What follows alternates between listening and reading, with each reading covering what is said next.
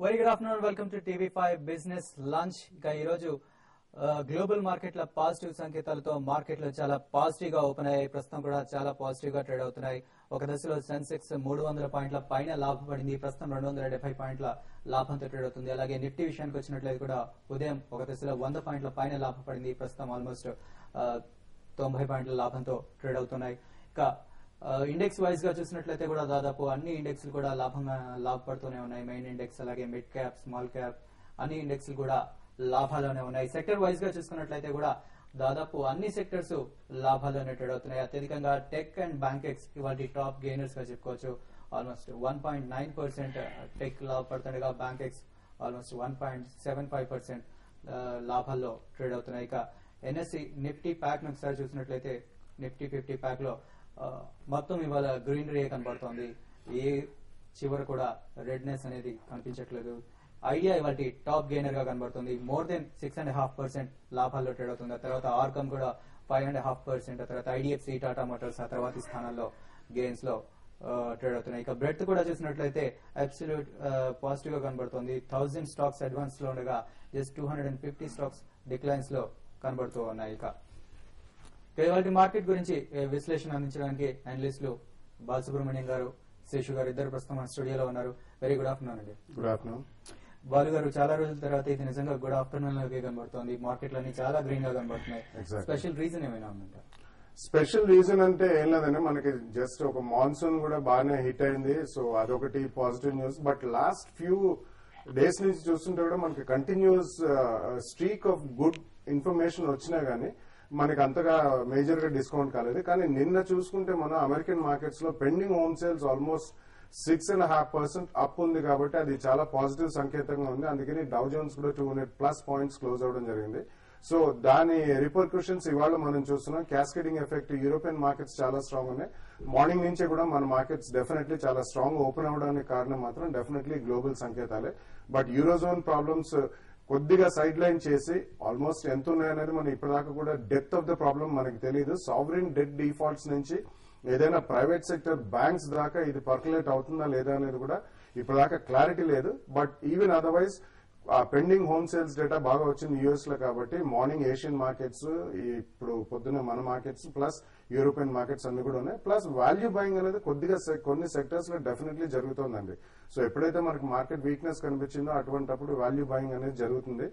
And last few sessions కూడా కొద్దిగా FIs కూడా కొనుగోలు జరిపారు. సో ఇవన్నీ కూడా multiple factors. So we are seeing the market in the green today.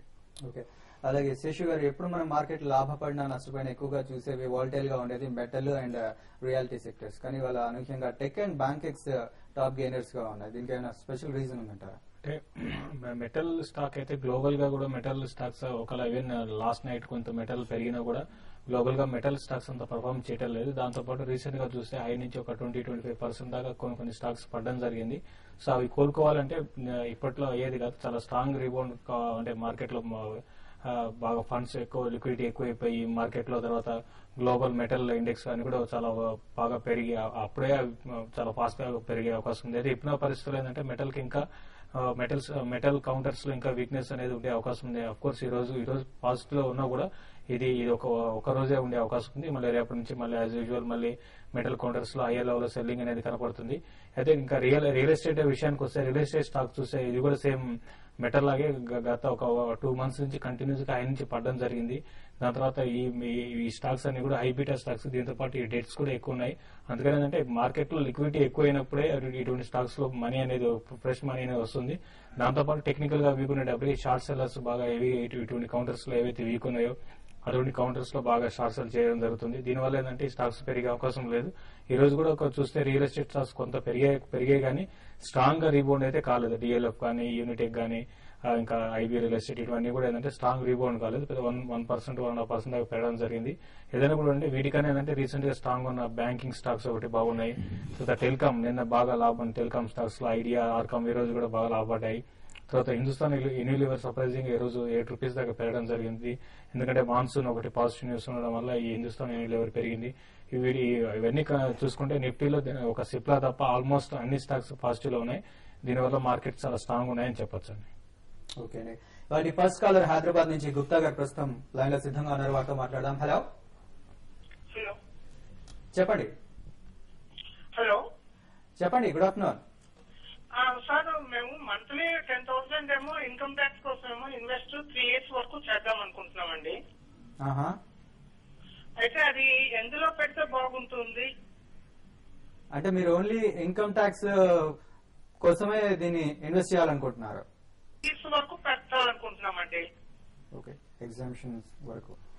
Yeah, మీరు ప్యూర్లీ ఇన్కమ్ ట్యాక్స్ ఎగ్జామ్షన్ గురించి మంత్లీ 10,000 రూపీస్ ప్లాన్ చేద్దాం అనుకుంటున్నారు కాబట్టి ఈక్విటీ లింక్ సేవింగ్ స్కీమ్స్ అని ఉంటాయండి. యాక్చువల్లీ అందులో 1 lakh వరకు కంప్లీట్లీ ఎగ్జామ్షన్ ఉంటుంది. ఇన్కమ్ ట్యాక్స్ లో మీకు ఎగ్జామ్షన్ కూడా వస్తుంది. అండ్ వీళ్ళు తర్వాత వచ్చి మార్కెట్ లో మ్యూచువల్ ఫండ్స్ అంటారు, వీటిని కూడా equity link saving schemes, pure equity schemes అనండి, లాంగర్ టర్మ్. కాకపోతే ఇందులో ఒకటేంటంటే మీకు minimum 3 years lock in period లాగా ఉంటుంది. సో మీరు ఇటువంటి దాంట్లో టాప్ 5 ఫండ్స్ లో ఏదైనా కానీ టాప్ 5 ఫండ్ హౌసెస్ లో హెచ్డిఎఫ్సి కానీ, Birla Sun Life, Reliance, Franklin Templeton, ఇటువంటి చాలా ఫండ్స్ లో కూడా ఈఎల్ఎస్ఎస్ స్కీమ్స్ ఉన్నాయండి. ఈ స్కీమ్స్ లో ఏదైనా కానీ ఒకటి 1 or 2 percentage points అటు ఇటు అయినా కానీ most of these funds will do very well because they are long term investors. So ELSS schemes లో మీరు ఇన్వెస్ట్ చేయండి, మీకు మంచి లాభాలు ఉంటాయి. ఓకే అండి. నెక్స్ట్ కాలర్ మచిలీపట్నం మూర్తి గారు మచిలీపట్నం నుంచి ఉన్నారు. Hello. Sir, Tirumala health care 100 shares 420 తీసుకున్నాం. ఏంటండి? Tirumala health care okay. 100 shares 420 తీసుకున్నాం. ఓకే. తిరుమల హెల్త్ అండి. Okay. Okay. Yeah, okay. Piramal health care ఈ మధ్య చూసామండి, అది అబాట్ లాబొరేటరీస్ అని యుఎస్ కంపెనీ వాళ్ళు దాన్ని కంప్లీట్లీ ఇండియన్ ఫార్ములేషన్స్ బిజినెస్ కొనుగోలు చేయడం జరిగింది. It's actually a mega deal. First time ఇండియాలో ఫార్మస్యూటికల్ సెక్టర్ లో అంత పెద్ద డీల్ అంటూ జరిగిందండి. ఇండియన్ ఫార్ములేషన్స్ బిజినెస్ కంప్లీట్ వాళ్ళు అబాట్ అమ్మేశారు. మీరు 420 కొన్నారని చెప్తున్నారు కాబట్టి ఇప్పుడు ఆల్మోస్ట్ 100 రూపీస్ ప్రాఫిట్ లో ఉన్నారు. ఆ బిజినెస్ వీళ్ళు అబాట్ లాబొరేటరీస్ కి అందించిన తర్వాత వీళ్ళకి ఓన్లీ యాక్టివ్ ఫార్మస్యూటికల్ ఇంగ్రీడియంట్స్ ఉంటాయి. సో నెక్స్ట్ బిజినెస్ మోడల్ మనకి క్లారిటీ వచ్చేదాకా మాత్రం నా అడ్వైజ్ మాత్రం అందులో ప్రాఫిట్ బుక్ చేసి వేరే ఫార్మస్యూటికల్ షేర్స్ లో ఏదైనా కొనుక్కుంటే మీకు మంచి ప్రాఫిట్స్ ఉంటాయి. ఓకే.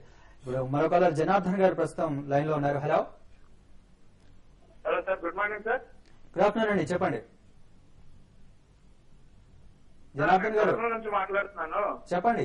5 lakhs ఇన్వెస్ట్ చేద్దాం అనుకుంటున్నాను. ఇప్పుడు ఈ టైంలో చేయొచ్చా? చేయగలిగితే ఒక 4 స్టాక్స్ చెప్తారా? అంటే మీరు లాంగ్ టర్మ్ కోసమా అండి, షార్ట్ టర్మ్ కోసమా అండి? లాంగ్ టర్మ్ సార్, 2 years వరకు సార్. 2 years కోసం. ఒకటండి, ఇప్పుడున్న పరిస్థితుల్లో మీరు ఇన్వెస్ట్ చేయొచ్చని అయితే ఇప్పుడు ఈ రోజు అని కాకుండా కొంత మార్కెట్ లో ఒక కరెక్షన్, ఆల్రెడీ మార్కెట్ కరెక్షన్ వచ్చి తర్వాత కరెక్షన్ నుంచి కొంత ఒక పుల్ బ్యాక్ ర్యాలీ వచ్చింది. అయితే ఇక్కడ కాకుండా మార్కెట్ లో ఒక నెక్స్ట్ మంత్ అట్లా మీరు ఇన్వెస్ట్ చేయమని చెప్తాను. ఒక కరెక్షన్ వచ్చినప్పుడు మార్కెట్ ఇక్కడ నుంచి ఒక 200 to 300 పాయింట్స్ పడడానికి కూడా అవకాశం ఉంది ఒక 1 month or 1 month లో. సో అప్పుడు మీరు డెఫినెట్ గా ఎవరి డిక్లైన్ లో మీరు ఇన్వెస్ట్మెంట్ చేయమని చెప్తాను. రీసెంట్ గా రిజల్ట్ వచ్చిన దాని ప్రకారం చూస్తే మీరు ఫస్ట్ ఇన్వెస్ట్ చేస్తున్నారని అనుకుంటాను. అయితే ఎల్ఎన్టీ లాంటి స్టాక్ లో మీరు ఎల్ఎన్టీ ఒకటి చాలా స్ట్రాంగ్ గా రిజల్ట్ అనౌన్స్ చేసింది కాబట్టి ఎల్ఎన్టీ ఒకటి బై చేయొచ్చు. తర్వాత బ్యాంకింగ్ లో ఆంధ్ర బ్యాంక్ ఒకటి ఈసారి బాగా పెరిగే అవకాశం ఎక్కువ కనపడుతుంది. ఇది 200 రూపీస్ కూడా దాటే అవకాశం ఉంది 1 year అట్లా మీరు హోల్డ్ చేయగలిగితే. ఆంధ్ర బ్యాంక్ ఒకటి మీరు బై చేయమని చెప్తాను. దీంతో పాటు జిఎస్పీలో ఒకటి ఉందండి, అది కూడా రీసెంట్ గా మళ్ళీ ఈ స్టాక్ లో స్పాట్ వచ్చింది.